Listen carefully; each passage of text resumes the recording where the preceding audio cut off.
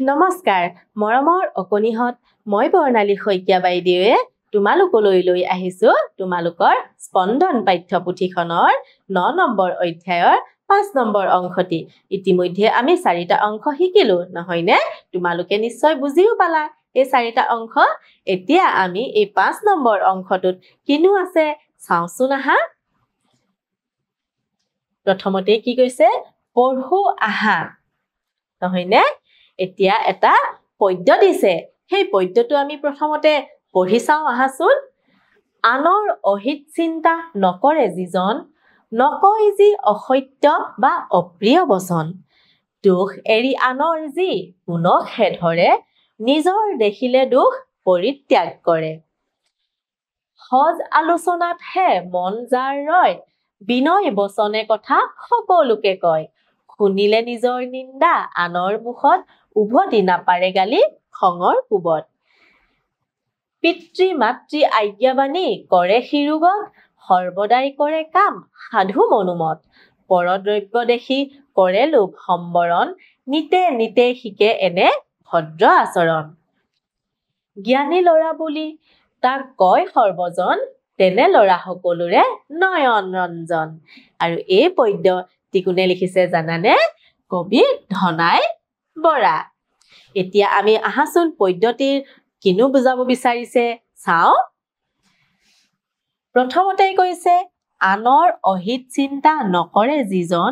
নকয় যি অসত্য বা অপ্ৰিয় বচন এতিয়া ইয়াত কি কৈছে আনৰ অহিত চিন্তা নকৰে যিজন মানুহে যিজন লোকে যিজন লৰাই আনৰ অহিত চিন্তা নকৰে আৰু কেতিয়াও অসত্য বা অপ্ৰিয় বচন মানে কথা কেতিয়াও বেয়া কথা নকয় তাৰ পাছতে কৈছে দোষ এৰি আনৰ যি গুণহে ধৰে নিজৰ দেখিলে দুখ পৰিত্যাগ কৰে আৰু সেই জ্ঞানী ল'ৰাজনে কি কৰে যদি আনৰ দুখো দেখে সেই দুখসমূহ তেওঁ গুৰুত্ব নিদিয়ে আৰু তেওঁৰ সেই ভাল গুণসমূহে আয়ত্ত কৰি লয় আৰু যদি নিজৰ কেতিয়াবা দুখ দেখেও সেই দুখসমূহ কি কৰে ত্যাগ কৰে সেই দুখসমূহৰ পৰা আঁতৰিবলৈ যত্ন কৰে তাৰ পাছত চাও আহাচোন সজ আলোচনাতহে মন যাৰ ৰয় বিনয় বচনে কথা সকলোকে কয় আৰু কৈছে যে সজ আলোচনাতহে যিবোৰ আলোচনা ভাল আলোচনা মানে যিবোৰৰ পৰা আমাৰ উপকাৰ হয় তেনেকুৱা ধৰণৰ আলোচনাতহে সেই জ্ঞানী ল'ৰাজন বা জ্ঞানী ল'ৰাই ভাগ লয় আৰু বিনয় বচনে কথা সকলোকে কয় আৰু সকলোকে নম্ৰ ভদ্ৰভাৱেহে কথা কয় তাৰ পাছতে চাচোন শুনিলে নিজৰ নিন্দা আনৰ মুখত উভতি নাপাৰে গালি খঙৰ কোবত আৰু কেতিয়াবা যদি নিজৰ বেয়া কথা শুনেও আনৰ মুখত নিজৰ বিষয়ে যদি কোনোবাই বেয়াকৈ কয়ও তথাপিতো সেই জ্ঞানী ল'ৰাজনে বা সেই জ্ঞানী লোকসকলে কেতিয়াও উভতি সেই মানুহজনক গৈ গালি নাপাৰে তাৰ পাছত চাও আহাচোন কিনো আছে পিতৃ মাতৃ আজ্ঞাবাণী কৰে শিৰোগত সৰ্বদাই কৰে কাম সাধু মনোমত আৰু কি কৈছে সেই জ্ঞানী লোকসকলে জ্ঞানী ল'ৰাই কি কৰে নিজৰ মাক দেউতাকৰ আজ্ঞাবাণী মাক দেউতাকৰ কথাসমূহ মন দিয়ে আৰু কেতিয়াও অমান্য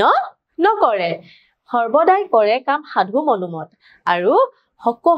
সদায় সেই জ্ঞানী লোকসকলে জ্ঞানী ল'ৰাই কি কৰে সদায় ভাল পোৱা আনে ভাল লগা কামহে কৰে পৰদ্ৰব্য দেখি কৰে লোভ সম্বৰণ নিতে নিতে শিকে এনে ভদ্ৰ আচৰণ আৰু সেই জ্ঞানী ল'ৰাই কি কৰে আনৰ বস্তু দেখি কেতিয়াও লোভ নকৰে আনৰ বস্তুৰ প্ৰতি ল'বৰ কাৰণে যত্নও নকৰে আৰু সদায় তেওঁ কি কৰি যায় ভাল ভাল আচৰণবিলাক কৰি গৈ থাকে তাৰ পাছত চাও আহাচোন জ্ঞানী ল'ৰা বুলি তাক কয় সৰ্বজন তেনে ল'ৰা সকলোৰে নয়ন ৰঞ্জন আৰু ইয়াত কি কৈছে সেই জ্ঞানী ল'ৰা বুলি তাক আৰু এই সকলোকে যিসকলে আমি যে পঢ়ি আহিছিলো আগতে তেনেকৈ ভদ্ৰভাৱে নম্ৰভাৱে আৰু আনৰ বেয়া দুখসমূহ নলয় গুণসমূহ বিচাৰ কৰে নিজৰ দুখ থাকিলে ত্যাগ কৰে যিসকলে কৰে তেওঁলোকক কি বুলি কয় জ্ঞানী ল'ৰা বুলি কয় সকলোৱে কয় আৰু তেনে ল'ৰা সকলোৰে নয়ন ৰঞ্জন তেনে ল'ৰা সকলোৱে ভাল পায়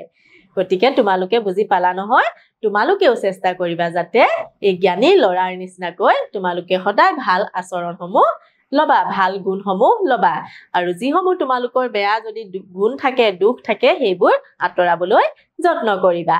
তাৰ পাছত চাওঁ আহাচোন জানি থোৱা সংস্কৃতত প্ৰচলিত দাড়ি আৰু দুই দাড়ি ব্যৱহাৰ পুৰণি অসমীয়াটো আছিল প্ৰথম চৰণৰ শেষত দাড়ি আৰু দ্বিতীয় চৰণৰ শেষত দুই দাড়ি দিয়াটো সাধাৰণ নিয়ম এতিয়া কি কৈছে দাড়ি আৰু দুই দাড়ি আমি পাই আহিছো নহয় পদ্যটোত চোৱাচোন তোমালোকে এইডাল হয়নে এইডাল হল কি এইডাল দাড়ি হয়নে আৰু এইডাল দুই দাড়ি নহয় জানো এই দাড়ি ইয়াত এই আছে দাড়ি আৰু দুই দাড়ি এইসমূহ পুৰণি অসমীয়াটো ব্যৱহাৰ কৰিছিলে কোনো এটা পদ্যৰ প্ৰথম চৰণৰ শেষত দাড়ি দিয়ে আৰু দ্বিতীয় চৰণৰ শেষত কি দিয়ে দুই দাড়ি দিয়ে তাৰ পাছত চাওঁ আহাচোন কিনো আছে ইয়াতে কিছুমান প্ৰশ্ন দিছে প্ৰথমতে এটা খালি ঠাই দিছে আমি সেই খালি ঠাই পূৰ কৰিব লাগিব আহাচোন কিনো দিছে চাওঁ আনৰ অহিত চিন্তা নকৰে যিজন নকয় যি খালি ঠাই আছে বা অপ্ৰিয় বচন ইয়াত কি হ'ব অসত্য নহয়নে আমি ইয়াত ধুনীয়াকৈ লিখি দিম অসত্য বা অপ্ৰিয় বচন তাৰ পাছত চাওঁ আহাচোন 2 নম্বৰ জ্ঞানী ল'ৰাই আনক নিন্দা কৰে এই বাক্যটো যে লিখিছে এই বাক্যটো সত্য হয়নে নে অসত্য হয় কোৱাচোন তোমালোকে জ্ঞানী ল'ৰাই আনক নিন্দা কৰে নে নকৰে নহয়নে এই বাক্যটো সত্য নহয় জ্ঞানী ল'ৰাই কেতিয়াও আনক নিন্দা নকৰে গতিকে আমি শুদ্ধ চিনটো ক'ত দিম ক নে খ খ